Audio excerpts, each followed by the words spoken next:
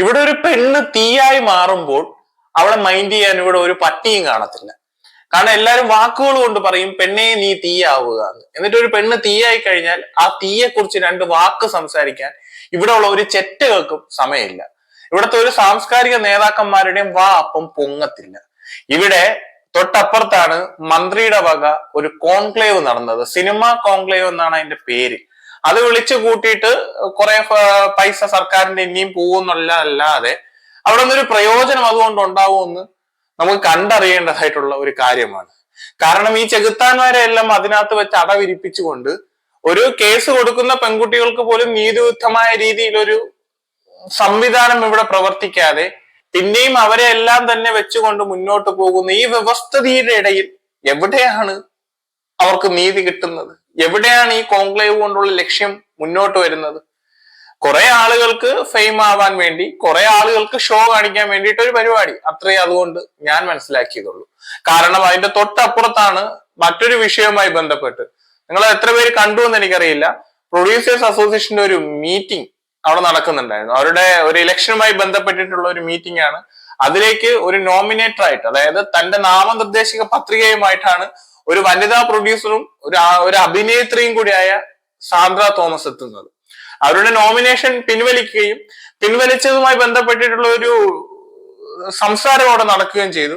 നമുക്ക് ആദ്യം അതൊന്ന് കണ്ടുവരാം. ആ ഒരു വിഷ്വൽസ് ആദ്യം നിങ്ങളൊന്ന് കാണുക, എന്നിട്ട് നമുക്ക് ആ വിഷയത്തെ കുറിച്ച് രണ്ടു വാക്ക് സംസാരിക്കാം. നിഷ്പക്ഷമായിട്ടാണ് ഇങ്ങനെ ഒരു തീരുമാനം എടുക്കുന്നത്.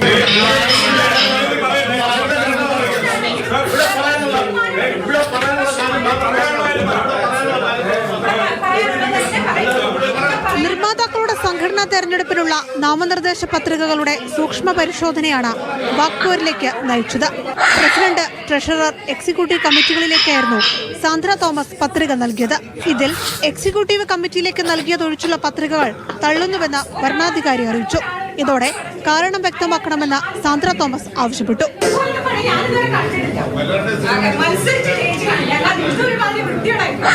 മൂന്ന് സിനിമകളെങ്കിലും സ്വന്തം പേരിൽ സെൻസർ ചെയ്താൽ മാത്രമേ പ്രധാന സ്ഥാനങ്ങളിലേക്ക് മത്സരിക്കാനാകൂവെന്നും സാന്ദ്രയുടെ പേരിൽ 2 സിനിമകളെ ഉള്ളൂ എന്നതുമായിരുന്നു നൽകിയ വിശദീകരണം.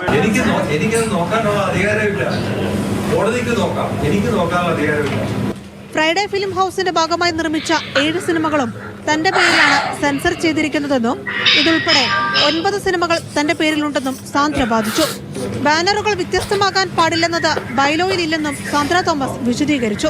മത്സരിച്ച് ജയിച്ച് കാണിച്ചു തരികയാണ് ഇവർ ചെയ്യേണ്ടത്. എന്റെ സിനിമകൾ ഹിറ്റായിട്ടുള്ള സിനിമകൾ തന്നെ 4-5 എണ്ണം ഉണ്ട്. 9 സിനിമകൾ എന്റെ സ്വന്തം പേരിൽ സെൻസർ ചെയ്തിട്ടുള്ള ഒരാളായ എന്നിട്ട് പോലും അതൊന്ന് കാണാൻ പോലും തയ്യാറാവാതെ നോക്കാതെ അദ്ദേഹം റിജക്ട് ചെയ്യാണ് ഉണ്ടായത്. നിയമപരമായി നേരിടുമെന്നും പിന്നോട്ടില്ലെന്നും സാന്ദ്ര തോമസ് കൂട്ടിച്ചേർത്തു. എന്തായാലും ഈ അസോസിയേഷനിൽ കയറുക എന്നുള്ളത് തന്നെയാണ്. അത് ഞാൻ മത്സരിക്കും, അത് ഞാൻ മത്സരിച്ച് തന്നെ കയറും. ഓഗസ്റ്റ് 14-നാണ് പ്രൊഡ്യൂസേഴ്സ് അസോസിയേഷന്റെ തെരഞ്ഞെടുപ്പ് നടക്കുന്നത്.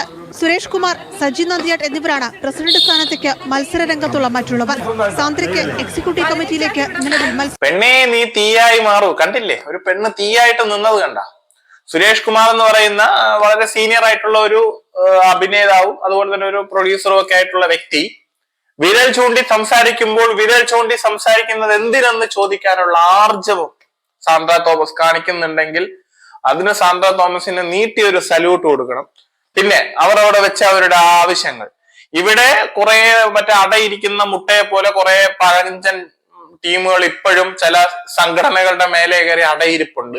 ആ അടയിരിക്കുന്നതിനെതിരെ വളരെ വ്യക്തമായിട്ട് സിയാദ് കോക്കർ എന്ന് പറയുന്ന മറ്റൊരു പ്രൊഡ്യൂസറോട് വളരെ വ്യക്തമായിട്ട് ആ വീഡിയോയില് ഈ പറയുന്ന സാന്ദ്ര തോമസ് ചോദിക്കുന്നുണ്ട്, ഇവിടെ എവിടെയാണ് സാർ ഈക്വാലിറ്റി ഉള്ളത്?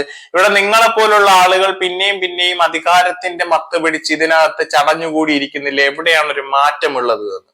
കാരണം ഇത്തരക്കാരുള്ള ഇടങ്ങളിലേക്ക് അവരുടെ മറ്റുന്നതരായ ആളുകളെ ക്കെതിരെ ശബ്ദമുയർത്തിയ, അവർക്കെതിരെ കേസ് വരെ കൊടുത്തിട്ടുള്ള സാന്ദ്ര തോമസ് എന്ന് പറയുന്ന വ്യക്തിയുടെ നോമിനേഷൻ അവർ അക്സെപ്റ്റ് ചെയ്യാതിരുന്നതിൽ അത്ഭുതമില്ല. അതിൽ അവർ കണ്ടെത്തുന്ന റീസൺസ് എല്ലാം തന്നെ അവർക്ക് വേണ്ടി അവർ കണ്ടെത്തിയിട്ടുള്ള റീസൺസുകളായിരിക്കാം. അതിനകത്ത് നിശബ്ദമായിട്ട് വായടച്ചു പോവാതെ ധീരമായിട്ട് നിലപാടെടുത്തു നിന്ന സാന്ദ്ര തോമസ് എന്ന് പറയുന്ന സിനിമാ പ്രവർത്തകയോട് എനിക്ക് അഭിമാനമാണ്, അവരോട് എനിക്ക് ഒരുപാട് ആദരവാണ്. ഇനി രണ്ടാമതും നമ്മുടെ ഇടങ്ങളിൽ ഒരു പെണ്ണ് തീയായി മാറിയിട്ടുണ്ട്. അത് വേറെ ആരുമല്ല, നമ്മുടെ സാക്ഷാൽ ഉർവശിയാണ്. സിനിമാ നടികളുടെ ഇടയിൽ അല്ലെങ്കിൽ മലയാള സിനിമയുടെ മൊത്തത്തിലുള്ള ഒരു ഹിസ്റ്ററി എടുത്ത് നമ്മൾ പരിശോധിച്ചാൽ അതിലൊരു ആൺ പെൺ വേർതിരിവില്ലാതെ നമ്മൾ ഒരു അഭിനയം എന്ന് പറഞ്ഞ് കലാകാരൻ എന്ന് പറഞ്ഞ് നമ്മൾ ഒരാളെ ചൂണ്ടിക്കാണിക്കുന്നുണ്ടെങ്കിൽ അതിലെ ടോപ്പ് ഫിഗറിൽ തന്നെ നിൽക്കുന്ന ഒരു മികച്ച നടിയാണ് നമ്മുടെ ഉർവശി ചേച്ചി. അവർ അബ്രപാളികളിൽ അവർ നടനമാടിയ വേഷങ്ങളെല്ലാം തന്നെ ചരിത്രമാണ്. അതെല്ലാം തന്നെ നമ്മുടെ മനുഷ്യ മനസ്സിൽ കോറിയിട്ട അടയാളങ്ങളും വലുത് തന്നെയാണ്. ആ ഉർവശി ചേച്ചിയുടെ ഒരു സ്റ്റേറ്റ്മെന്റും കൂടി ഞാൻ നിങ്ങളെ ഒന്ന് കാണിക്കാം. അവർ പറഞ്ഞ അവർക്കൊരു അവാർഡ്, അതായത് ഉർവശി ചേച്ചിക്ക് ഒരു അവാർഡ് കിട്ടിയിട്ടുണ്ടായിരുന്നു. നാഷണൽ അവാർഡിൽ ഒരു സഹനടിക്കുള്ള ഒരു അവാർഡാണ് നാഷണൽ അവാർഡിൽ കിട്ടിയിട്ടുള്ളത്. നാഷണൽ അവാർഡ് മൊത്തത്തിൽ കോമഡിയാണ്, അതൊക്കെ ഇപ്പൊ ആരും മൈൻഡ് ചെയ്യാറില്ല, അതെല്ലാം തന്നെ പൊളിറ്റിക്സ് ആയി മാറിക്കഴിഞ്ഞു.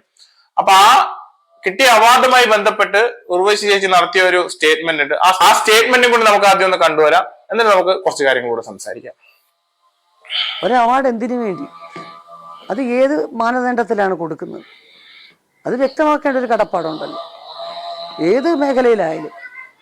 അല്ലാതെ ഞങ്ങൾക്ക് തോന്നിയതുപോലെ അങ്ങ് കൊടുക്കും, എല്ലാവരും വന്ന് വാങ്ങിച്ചോളുക എന്നുള്ള നിലപാട് ഇങ്ങനെ കാലങ്ങളായിട്ട് തുടർന്ന് പോയാൽ അറിയിക്കുന്ന പലരും കൊണ്ട് ഇനി വരും, എനിക്ക് പുറകെയും ഇനി ഒരുപാട് ആൾക്കാർ വരും അല്ലേ. അപ്പം ഞാൻ എൻ്റെ കാര്യത്തിലെങ്കിലും ഇത് ചോദിച്ച് ക്ലാരിഫൈ ചെയ്തില്ലെങ്കിൽ എനിക്ക് പുറകെയുള്ള ആൾക്കാർക്ക് എന്താണ് വിശ്വാസം?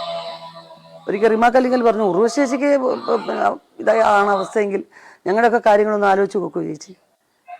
എന്തുകൊണ്ട് കുട്ടേട്ടൻ്റെ പെർഫോമൻസിനും ഷാരൂഖ് ഖാൻ്റെ പെർഫോമൻസിനും തമ്മിലൊരു എന്താണ് നിങ്ങൾ കണക്കാക്കിയത്? എന്താണ്, എന്ത് മാനദണ്ഡത്തിൽ നിങ്ങളത് ഏറ്റക്കുറച്ചിൽ കണ്ടു?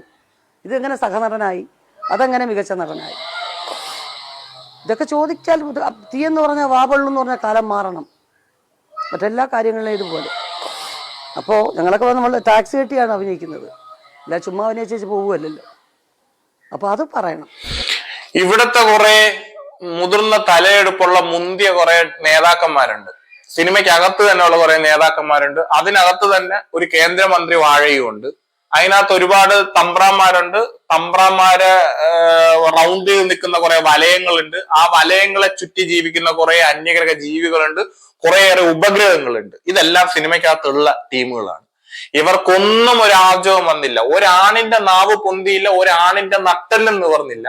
പക്ഷെ ഉർവശി എന്ന് പറയുന്ന നടി നാഷണൽ അവാർഡ് കൊടുത്ത ജൂറിക്കെതിരെയും അവർ വെച്ചിരുന്ന അതിന്റെ മാനദണ്ഡത്തിനെതിരെയും അതിശക്തമായ രീതിയിൽ ഒരു നിലപാടുമായിട്ട് മുന്നോട്ട് വന്നിട്ടുണ്ട്.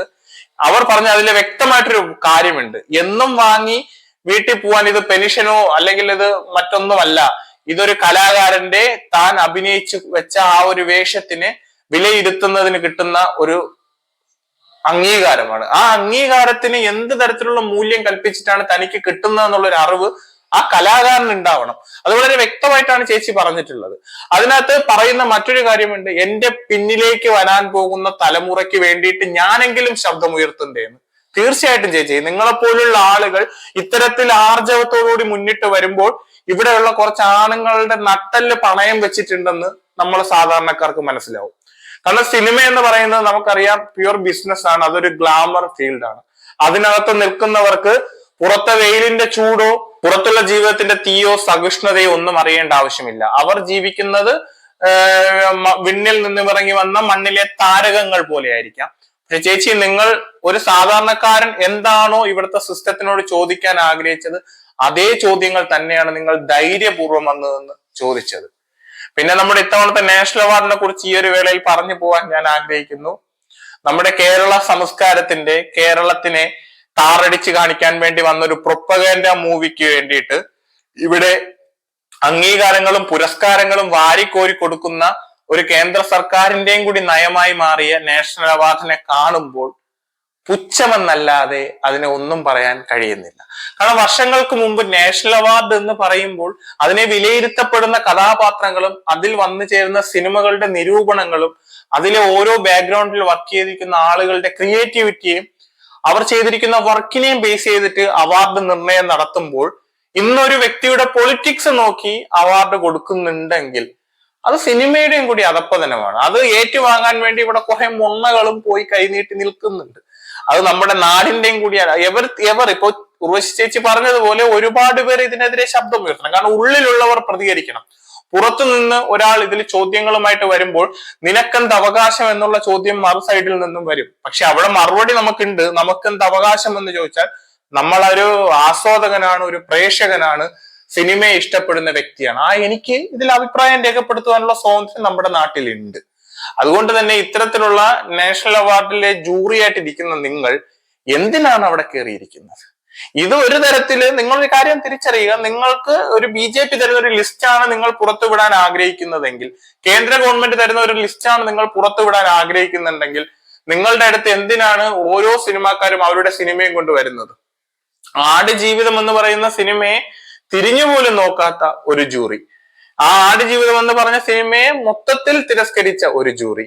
അതിനുള്ള റീസൺ ഇപ്പുറം കുറച്ച് നാളുകൾക്ക് മുമ്പ് ഇറങ്ങിയ എമ്പുരാൻ സിനിമയാണെന്നുള്ള പച്ച പരമാർത്ഥം മനസ്സിലാക്കാൻ അരിയാഹാരം മാത്രം കഴിക്കുന്ന ഒരു മനുഷ്യനെ കൊണ്ട് സാധിക്കും.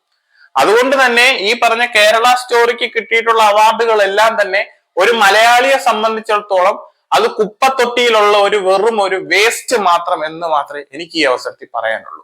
മലയാളിയെ താറടിച്ച് കാണിക്കുക, മലയാള സംസ്കാരത്തെ താറടിച്ച് കാണിക്കുക, കേരളത്തിന്റെ രാഷ്ട്രീയം മറ്റൊന്നായതുകൊണ്ട് കേരളത്തെ കൊത്തിപ്പറിക്കുക എന്ന ലക്ഷ്യത്തോടുകൂടി വന്ന ആ പ്രൊപ്പഗേൻഡ മൂവിക്ക് കിട്ടുന്ന സ്വീകാര്യത ഇവിടെ നല്ല ക്രിയേറ്റിവിറ്റിയോടുകൂടി, നല്ല അഭിനയത്തോടുകൂടി, നല്ലൊരു ക്രാഫ്റ്റ് വർക്കോടുകൂടി ഒരു സാധനം ജനങ്ങളുടെ ഇടയിലേക്ക് എത്തിച്ച് അതിന് ജനത്തിൽ നിന്നും നല്ല പോസിറ്റീവ് റെസ്പോൺസ് വന്ന പടങ്ങൾ പോലും അംഗീകരിക്കാതെ പോകുമ്പോൾ, അല്ലെങ്കിൽ അതൊന്നും തന്നെ നോട്ടീസ് ചെയ്യാതെ പോകുമ്പോൾ ഇവിടെ എന്താണ് നടക്കുന്നതെന്ന് അത്ഭുതത്തോടു കൂടിയും ആശ്ചര്യത്തോടു കൂടിയും നമ്മൾ നോക്കിയിരിക്കേണ്ട ഒരു സാഹചര്യമാണ്.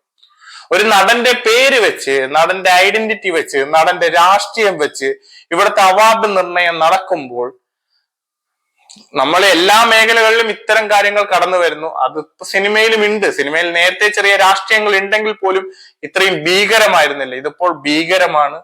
അതിന്റെ ആ ഒരു രീതികളും ഭയങ്കര ഭയാനകമാണ്. ആ സിനിമ ഈ പറയുന്ന കേരള സ്റ്റോറിയുടെ ഛായാഗ്രാഹകനാണ് എന്റെ ഒരു അവാർഡ് കിട്ടിയതാണ്. ഞാൻ അത് നോക്കിയിട്ടില്ല, കാരണം അത് നോക്കാനുള്ള ക്വാളിറ്റി ഇല്ലാത്തതുകൊണ്ട് എന്ത് അവാർഡ് കിട്ടിയെന്ന് പോലും സത്യം പറഞ്ഞ ഇതുവരെ ഈ വീഡിയോ ചെയ്യുമ്പം പോലും അതൊന്നും എടുത്ത് നോക്കാൻ ഞാൻ പോയിട്ടില്ല. എന്റെ എവിടെയോ കേട്ട ഒരു അറിവിന്റെ ഇടയിലാണ്. ഛായാഗ്രാഹകനാണ് തോന്നുന്നു, തെറ്റുണ്ടെങ്കിൽ ക്ഷമിക്കുക. ഛായാഗ്രാഹകൻ അതിന്റെ ബാക്ക്ഗ്രൗണ്ട് ഒക്കെ എന്തായിരുന്നു എന്ന് നമ്മൾ കണ്ടതാണ്. മലയാളത്തിനെ ഇങ്ങനെ പോർട്ട് ചെയ്ത് വെക്കാം. ഞാൻ എന്റെ ലൈഫിൽ ഇന്ന് വരെ കേരളത്തിൽ ഒരു ക്യാമ്പസിലും അങ്ങനെ ഒരു ചിത്രീകരണം അതായത് അങ്ങനെ ഒരു വിഷ്വൽസ് കണ്ടിട്ടില്ല. അത്തരത്തിലൊരു എന്താ പറയാ, ഒരു മതത്തിനെ ബൂസ്റ്റ് ചെയ്യുന്ന ഒരു ക്യാമ്പസ് എന്റെ ലൈഫിൽ ഞാൻ ഇന്ന് വരെ കേരളത്തിൽ കണ്ടിട്ടില്ല. ഇനി വടക്കേ ഇന്ത്യയിൽ എവിടെ ഉണ്ടോ എന്ന് എനിക്കറിയില്ല. ഞാൻ അവിടുത്തെ ക്യാമ്പസുകളൊന്നും കാണാത്ത ഒരാളാണ്, അതുകൊണ്ട് ഞാൻ പറയുന്നില്ല. പക്ഷെ ഇമ്മാതിരി കേരളത്തെ താറടിച്ച് കാണിച്ച് ഈ സിനിമയ്ക്കൊക്കെ കൊടുത്ത അവാർഡിന് എന്റെ പൊന്നു ജൂറി അണ്ണാ, നിങ്ങൾക്കൊരായിരം നന്ദി. ഇനി ഇമാതിരി സാമാനങ്ങളൊക്കെ എടുത്തോണ്ട് വരണം കേട്ടാ. അപ്പോഴും നമ്മൾ ഇവിടെ ഇരുന്നിട്ട് ഇങ്ങനെ വിലയിരുത്തി തരാം നിങ്ങൾ എന്ത് തേങ്ങയാണ് എടുത്ത് വെച്ചിരിക്കുന്നതെന്ന്. അതിന്റെ ഡയറക്ടർ വന്നിട്ട് ഒരു വിഷമം കൂടെ പറഞ്ഞിട്ടുണ്ട് ഇതിന്റെ ഇടയിൽ കൂടി. എനിക്കിത് രണ്ടും കിട്ടിയ പോലെയായിരുന്നു, ഞാൻ ഇതിൽ ഒരുപാട് അവാർഡുകൾ പ്രതീക്ഷിച്ചു വന്നു. എന്തെന്നാ നിങ്ങൾ പറഞ്ഞു കൊടുത്ത ലിസ്റ്റ് അവർ ഇട്ട് തന്നില്ല. അവർ തെറ്റിപ്പോയിരിക്കും. ചിലപ്പോ കുറച്ചു ദിവസം കഴിയുമ്പോൾ 2000 അടുത്ത് വരുന്ന ഒരു ജൂറിയിലും ചിലപ്പോൾ നിങ്ങളെ ഉൾപ്പെടുത്തും. നിങ്ങളടുത്ത ജൂറി മെമ്പറാണ് അടുത്ത്. നിങ്ങളടുത്ത് ജൂറി മെമ്പറായിട്ട് വരാൻ കഴിവുള്ള യോഗ്യനായിട്ടുള്ള മനുഷ്യനാണ്. അതുകൊണ്ട് നിങ്ങൾ പേടിക്കണ്ട. നിങ്ങളെ സെൻസിൽ ഇറങ്ങുന്ന നിങ്ങളെ പ്രൊപ്പഗൻഡ മൂവികൾ മാത്രം ഇവിടെ അവാർഡിന് അർഹതപ്പെട്ടാൽ മതി. മറ്റതെല്ലാം ചവിട്ടുകൂട്ടെ കിടന്നോട്ടെ. എന്തായാലും വ്യക്തമായ പൊളിറ്റിക്സ് നടക്കുന്നുണ്ട്. ഇതിനെതിരെ നിലപാടുള്ളവർ തീയായി വരുന്നുണ്ട്. അത് പെൺ ശബ്ദമായി തന്നെ ഉയർന്നു വരുന്നത് കൊണ്ട് ഇതിന് ശബ്ദമുയർത്തുന്ന എല്ലാവർക്കും എന്റെ ബിഗ് സല്യൂട്ട്. എന്തായാലും മറ്റു വിഷയങ്ങളുമായി വരുന്നത് വരെ നിങ്ങൾക്ക് എല്ലാവർക്കും നല്ലൊരു ദിവസം ഞാൻ ആശംസിക്കുന്നു.